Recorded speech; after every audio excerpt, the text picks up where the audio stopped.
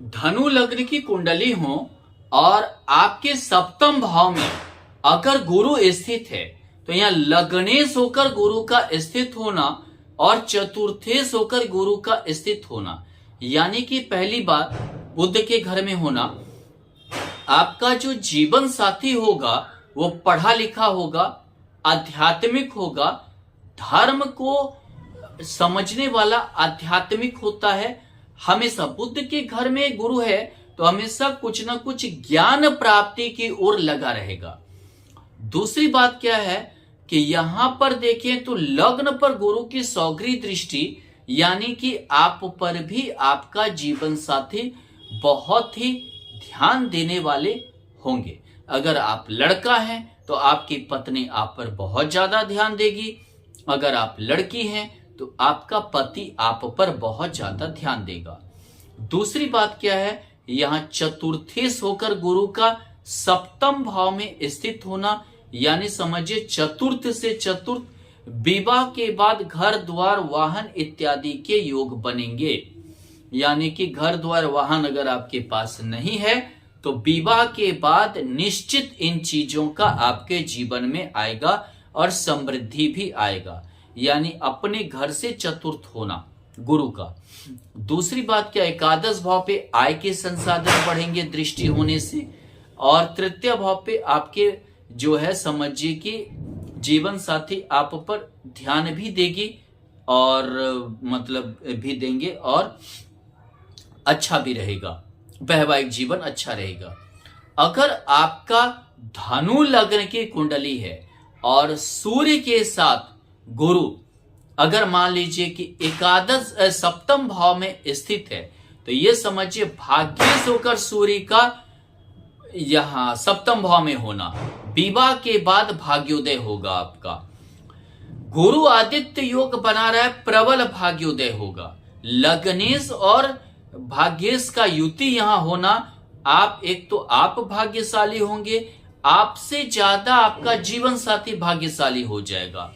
यानी दोनों का भाग्य इतना प्रबल काम करेगा कि आप सोच नहीं सकते हैं, जीवन में बहुत आगे जाएंगे, यश मान प्रतिष्ठा की प्राप्ति होगी। कभी कभी सूर्य यहाँ पे हो सकता है कि आपका जीवन साथी आपसे बड़े पोस्ट पे काम करे, आपसे जो है ज्यादा यश मान प्रतिष्ठा इज्जत कमा ले, आपसे ज्यादा अच्छे जगह पे पहुंच जाए, ऐसा भी हो सकता है। जैसे किसी के पत्नी का अच्छे जगह पे पहुंच जाना, किसी के पति का ज्यादा अच्छे जगह पे, ज्यादा रुतबा वाली जगह पे पहुंच जाना।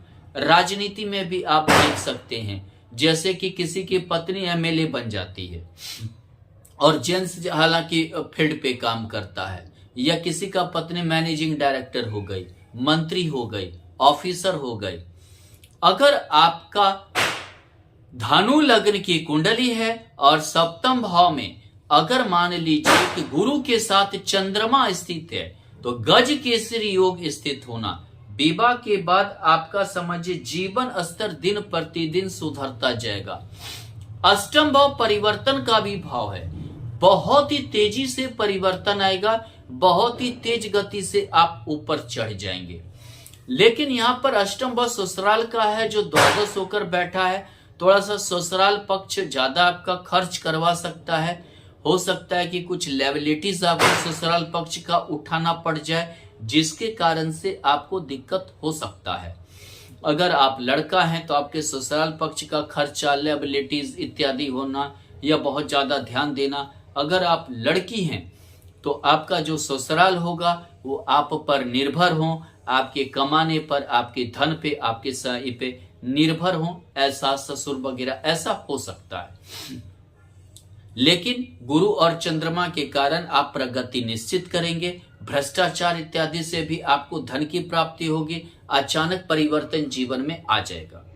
अगर आपका धनु लग्न का कुंडली है और सप्तम भाव में अगर मान लीजिए कि गुरु के साथ अगर मंगल स्थित हो तो यहां समझिए कि मंगल एक तो द्वादश होकर मंगल स्थित होना, मंगल मांगलिक कुंडली भी बनाता है। दूसरी बात क्या है, पंचमेश होकर स्थित होना। आप प्रेम विवाह कर सकते हैं, लेकिन द्वादश मंगल होने के कारण दूसरे के कारण आपका वैवाहिक जीवन में दिक्कतें आएगी, दूसरे के कारण तकलीफ आएगा, दूसरे के कारण वैवाहिक जीवन में लड़ाई झगड़ा इत्यादि के योग बनेंगे। लेकिन यहाँ गुरु है तो आपका जीवन साथी समझदार भी होगा, यानी कि कुछ समझदारी से काम लेकर वैवाहिक जीवन को अच्छा बनाने का कोशिश करेंगी।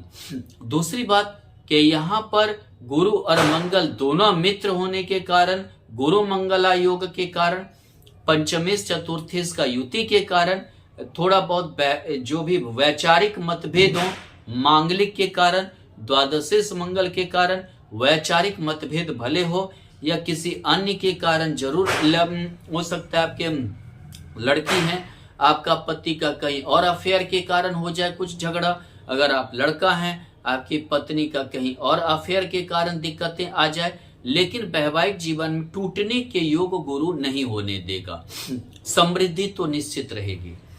अगर आपका मान लीजिए कि धनु लग्न की कुंडली है और सप्तम भाव में गुरु के साथ अगर बुध स्थित है, तो यानी कि समझिए आपका जीवन साथी पढ़ने में बहुत तेज होंगे, पीएचडी, मास्टर डिग्री इत्यादि करे हुए होंगे। यहाँ बुध सौग्री बुध है, यानी कि पंच महापुरुष में से एक योग भद्र योग बना रहा है, जिसकी वजह से काफी उन्नति होगा, काफी पढ़ी लिखी होंगी, हो सकता है टीचर, लेक्चरर, प्रोफेसर, किसी भी चीज का बहुत अच्छा ज्ञाता आपका जीवन साथी हो सकता है, यानी कि इकोनॉमिक्स का ज्ञाता हो जाना, मैथ का बहुत बड़ा ज्ञाता हो जाना, एस्ट्रोलॉजी इत्यादि का बहुत बड़ा ज्ञाता, ऐसा हो सकता है। हमेशा पढ़ने की या कुछ जानने की चाहत होता है, और उसी दिशा एक दिशा कर्म भाव, कर्मेश बुध यहाँ स्थित होना सप्तम भाव में, यानी कि दोनों का कर्म हो सकता है जुड़ जाए, एक जैसा आप लोग काम करें, एक ही फील्ड पे काम करें।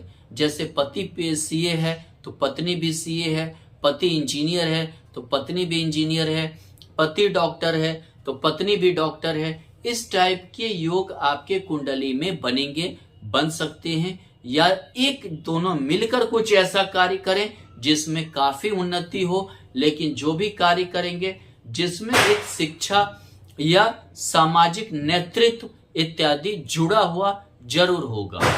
अगर आपका धनु लग्न की कुंडली है और आपके सप्तम भाव में अगर गुरु के साथ अगर शुक्र स्थित है, षष्ठेश होकर शुक्र, एक तो गुरु और शुक्र नमो नारायण योग बनाता है, यानी ऐसे जातक को रोटी कपड़ा मकान का दिक्कत नहीं होता है।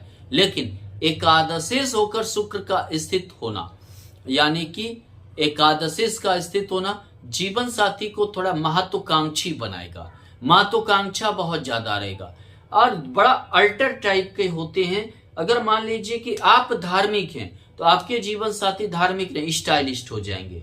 अगर लड़की बहुत ज्यादा पूजा पाठ कर रही है तो उसका पति उतना नहीं करेगा, वो यानी कि ये समझिए कि मतलब कि पूजा पाठ उतना ज्यादा नहीं करेगा, थोड़ा सा जो है लेविश जिंदगी यानी कि सुविधाजनक आरामदायक जिंदगी जीना चाहेगा। अगर आप लड़का हैं तो मान लीजिए कि अगर आप लड़का हैं, अगर आपके कुंडली में हो सकता है अगर आप धार्मिक हो गए तो आपकी पत्नी धार्मिक नहीं होगी, इस टाइप के थोड़ा सा अल्टर होगा। षष्ठेश शुक्र है, थोड़ा सा मतभेद भी होंगे, यही वजह होगा आप दोनों में मतभेद होने के, मत नहीं मिलेंगे। अगर आपकी धनु लग्न की कुंडली है और आपके सप्तम भाव में अगर मान लीजिए कि गुरु के साथ अगर शनि स्थित है, यानी कि यहां अगर शनि की स्थिति को देखें तो यहां पर शनि द्वितीयेश और तृतीयेश हो जाता है। मार्केश शनि का मार्केश में स्थित होना, एक तो लेट से विवाह होगा, बहुत ज्यादा लेट होगा, विवाह में दिक्कतें आएगी, परेशानी के साथ होगा। दूसरी बात क्या होगा, विवाह होगा तो बहुत अच्छे घर में होगा, क्योंकि लग्नेश और चतुर्थेश होकर गुरु है, बहुत अमीर घर में, बहुत समृद्ध घर में होगा। तृतीयेश होकर है, यानी जीवन साथी आप पर बहुत ज्यादा ध्यान देंगी, बहुत ज्यादा फोकस करेंगे, आप पे बहुत ज्यादा केंद्रित होंगे, छोटे छोटे चीजों का ध्यान भी रखेंगे।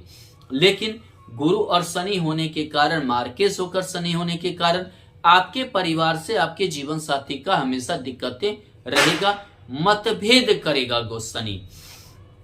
और दूसरी बात क्या, दोनों मंद गति ग्रह होने के कारण क्या होता है कि बहुत बार एक पाप ग्रह एक पुण्य ग्रह होने के कारण बहुत बार बहुत ज्यादा प्रेम रहेगा, बहुत बार बिल्कुल लगेगा कि जैसे प्रेम ही ना हो। इस टाइप के दिक्कत होंगे और इस टाइप के परेशानी को आपको हो सकता है कि झेलना पड़ जाए। लेकिन यहां पर अगर देखें तो मार्केस द्वितीय भाव जो होता है परिवार का भी भाव होता है, वो मार्केस में चले जाना, चतुर्थेश्व के साथ हो जाना, ये आपके जीवन में परेशानी पैदा करेगा। अगर आपकी धनु लग्न की कुंडली है और आपके सप्तम भाव में अगर मान लीजिए कि गुरु के साथ अगर राहु स्थित है तो ये गुरु चांडाल योग को बनाता है। गुरु चांडाल योग होने के कारण ये आपका जो जीवन साथी होगा बहुत ही स्वार्थ। आपकी धनु लग्न की कुंडली है और आपके अगर सप्तम भाव में गुरु के साथ अगर मान लीजिए कि राहु स्थित है तो आपका जीवन साथी शक्की हो गए, स्वार्थी प्रवृत्ति के होते हैं। गुरु चांडाल योग के कारण जीवन साथी स्वार्थी प्रवृत्ति के होते हैं, हमेशा अपने स्वार्थ को प्रधानता देते हैं, अपने आप को ज्यादा तेज समझते हैं, अपने आप को ज्यादा होशियार समझते हैं और अपने ही जीवन साथी को वो बुड़बक समझते हैं। जैसे आप लड़का हैं तो आपकी पत्नी आपको बेवकूफ समझेगी और आप अगर आपके कुंडली के सप्तम भाव में गुरु और राहु का युति है तो अगर आप लड़की हैं तो आपका पति हमेशा आपको बेवकूफ समझेगा और इस कारण से दिक्कतें आएगी। अगर मान लीजिए आपकी धनु लग्न की कुंडली है और आपके सप्तम भाव में गुरु और केतु स्थित है तो आपका जीवन साथी पहले तो बहुत ज्यादा ध्यान देगा, लेकिन बाद में केतु के कारण नीरसता आ जाएगा, हो सकता है कुछ आध्यात्मिक ज्यादा हो जाए, धार्मिक ज्यादा हो जाए। बहुत बार मान लीजिए जिस लड़के के कुंडली के सप्तम भाव में अगर गुरु और केतु रहता है तो ऐसे में जो लड़का होता है उसकी पत्नी इतनी धार्मिक हो जाती है कि बस अपने पति पर बाद में ध्यान देना बंद कर देती है। वैसे ही अगर मान लीजिए किसी स्त्री के कुंडली में हो तो उसका पति इतना धार्मिक हो जाता है कि जिसके कारण से पत्नी पर ध्यान नहीं देता है। यानी कि जो एक पति पत्नी के बीच जो सामंजस्य होना चाहिए, जो एक रिलेशन होना चाहिए, वो चीजें धीरे धीरे कम होने लगती हैं। इस कारण से पहले तो ध्यान देते हैं, बाद में ये दिक्कतें आना शुरू हो जाता है, जिस कारण से दिक्कत होता है। धन्यवाद।